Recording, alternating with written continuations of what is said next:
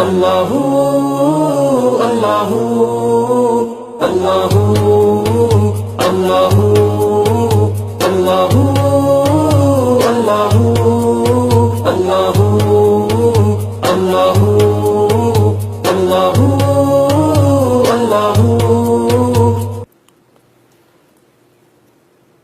الحمدللہ رب العالمین والصلاة والسلام علی رسولہ الکریم وعلی آلہ وصحبہ اجمعین. اما بعد فاعوذ باللہ من الشیطان الرجیم. بسم اللہ الرحمن الرحیم.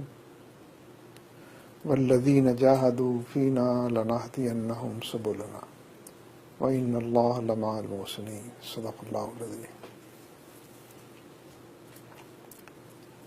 نبی اکرم صلی اللہ علیہ وسلم کا نام نامی، اسم گرامی درود و سلام کی بارشوں سے ہی شروع ہوتا ہے، اور آپ کی صفات حمیدہ اور اخلاق حسنہ کا حوالہ مضبوط سے مضبوط تر ہوتا جاتا ہے. عرب کے اس معاشرے میں ایک اقدار کا انقلاب برپا ہوا، سوچ اور فکر کا انقلاب برپا ہوا، نقطہ نظر اور زاویہ نگاہ کا انقلاب برپا ہوا. زندگی جس ڈگر پر چل رہی تھی اس ڈگر کو چھوڑ کر نئے نصب العین اور زندگی کے مقاصد کی طرف بڑھتا ہوا انقلاب برپا ہوا. ظاہر ہے کہ اس انقلاب کے لیے جو انقلابی شخصیت تھی، جس کی قیادت میں، سیادت میں، رہنمائی میں، ہدایت میں اور اسوہ حسنہ کے حوالے سے نمونہ پیش کر کے اس انقلاب کو نبی اکرم صلی اللہ علیہ وسلم نے تکمیل تک پہنچایا. لیکن کبھی کبھی ہمیں اس پر بھی غور کرنا چاہیے کہ وہ کیا عنوانات تھے زندگی کے، اور وہ کیا ترجیحات تھی زندگی اور جس ڈگر پر چل رہی تھی اس کے حوالے سے، کہ جن کا تذکرہ بعض اوقات کم ہو جاتا ہے اور جن کے حوالے کو ہم جس مضبوطی کے ساتھ پیش کرنا چاہیے اس میں کوئی کوتاہی برتتے ہیں. قرآن پاک کھل کر گواہی دیتا ہے کہ فَبِمَا رَحْمَةٍ مِّنَ اللَّهِ لِنْتَ لَهُمْ وَلَوْ كُنْتَ فَظًّا غَلِيظَ الْقَلْبِ لَانفَضُّوا مِنْ حَوْلِكَ. کہ یہ اللہ تبارک و تعالیٰ کی رحمت خاص تھی کہ آپ کے اندر اس نے نرمی ڈال دی تھی اور آپ نرم واقع ہوئے تھے. وَلَوْ كُنْتَ فَظًّا غَلِيظَ الْقَلْبِ لَانفَضُّوا مِنْ حَوْلِكَ. اگر آپ تند خو ہوتے، ترش مزاج ہوتے، مختلف حوالوں سے غصے اور جھنجھلاہٹ کا شکار ہوتے، تو جو لوگ آپ کے گرد جمع ہوئے تھے وہ سب منتشر ہو جاتے، چھٹ جاتے، اور آپ اکیلے اور تنہا اپنے آپ کو پاتے.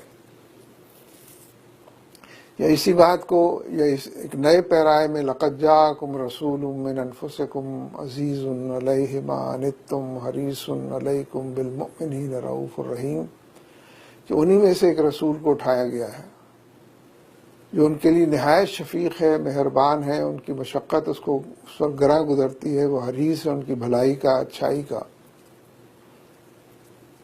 یعنی محبت اور شفقت کا جو حوالہ ہے، خیر خواہی کا جو عنوان ہے، اس کے جتنے مفاہیم ہو سکتے ہیں، جتنی گہرائی میں اتر کر اس کے معنوں کو جانا، پہچانا، سمجھانا ممکن ہے، وہ سب اس پر تمام ہو جاتے ہیں. عجیب و غریب واقعہ سیرت کے واقعات میں آتا ہے کہ نبی اکرم صلی اللہ علیہ وسلم تشریف فرما ہے، صحابہ کرام حلقہ بنائے بیٹھے ہیں. ایک نوجوان اٹھ کر کھڑا ہوتا ہے اور بآواز بلند کہتا ہے کہ اللہ کے رسول صلی اللہ علیہ وسلم کو مخاطب کر کے کہ اللہ کے رسول، آپ مجھے زنا کی اجازت دے دیجیے. ارے کیسی بات کس کی زبان پر آئی، کس حال میں، کس ماحول میں، کس اجتماعیت میں، کس برگزیدہ ہستی کا نام لے کر اس سے تخاطب کرتے ہوئے یہ بات کہی جا رہی ہے. کوئی عام سی مجلس ہوتی تو مار پیٹ کر یا ڈانٹ ڈپٹ کر اس نوجوان کو مجلس سے نکال دیا ہوتا، لیکن نبی اکرم صلی اللہ علیہ وسلم تو تزکیے کے مشن پر فائز تھے، سیرت سعدی کے منصب پر آپ موجود تھے. معاشرے کو جن اقدار کی ضرورت تھی ان اقدار کو بروئے کار لانے کے لیے کوشاں تھے. بجائے اس سے وہ جھنجھلاہٹ کے اور دو بدو کوئی اسی جیسا جواب دینے کے آپ نے اس نوجوان کو اپنے پاس بلایا، پیار سے اس کو اپنے پاس بٹھایا، اس کے کاندھے پر آپ نے ہاتھ رکھا اور کہا کہ نوجوان، جس فعل کی اجازت تم مجھ سے طلب کر رہے ہو اگر وہ فعل کوئی تمہاری ماں کے ساتھ کرے تو تم اس کو قبول کرو گے؟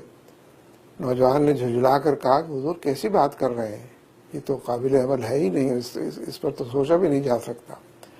آپ نے کہا کہ اچھا تو نوجوان، جس فعل کی اجازت تم مجھ سے طلب کر رہے ہو، اگر تمہاری بہن کے ساتھ کوئی وہ فعل کرے تو تمہیں کیسا لگے گا؟ نوجوان غصے میں آ گیا اور اس نے جھلا کر کہا کہ حضور کیسی بات کر رہے ہیں، اس کا تو کوئی تصور بھی نہیں کیا جا سکتا۔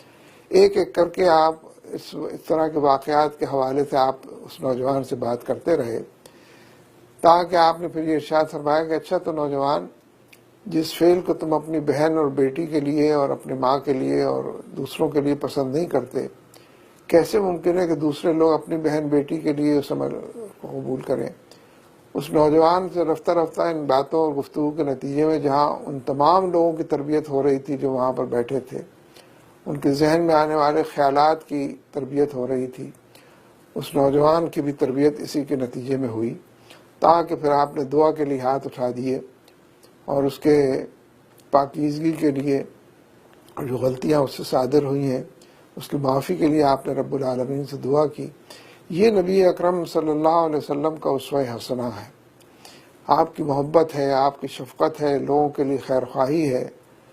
جن امور پر غصہ اور جھنجھلاہٹ بالکل فطری امور ہیں، ان امور میں بھی غصے اور جھنجھلاہٹ سے بچ کر سمجھانے بجھانے کا رویہ ہے، اور ان طور طریقوں کو اپنانے کا رویہ ہے کہ جس سے انسانی فطرت آشنا ہے لیکن کم کم اس سے رجوع کرتی ہے۔